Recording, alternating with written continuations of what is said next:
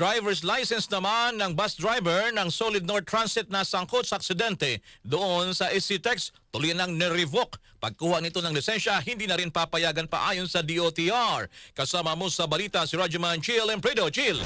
RMN Live Report! Tuluyan nang nirevoke ang lisensya ng driver ng Solid North Transit na sangkot sa malagim na aksidente sa SCTEX, kung saan 10 ang namatay kabilang ng 4 na bata at may 30 namang sugatan.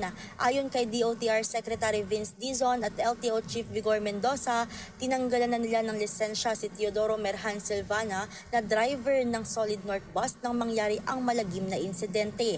Bukod pa rito, hindi na rin papayagan pa o diskwalipikado na itong makakuha pa ng lisensya at makapagmaneho. Sinabi ni DOTR Secretary Vince Dizon na ang desisyon na ito ay dahil na rin sa pagtanggi ni Silvana na sumailalim sa drug testing.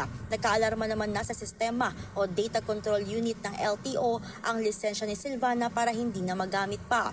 Samantala, isinasailalim naman na ang lahat ng driver ng Solid North Transit sa mandatory drug test matapos masangkot sa aksidente sa SCTEX sa Tarlac. Kasama mo sa DZXL RMN Manila, Rajuman Chill Empredo, Tatak RMN.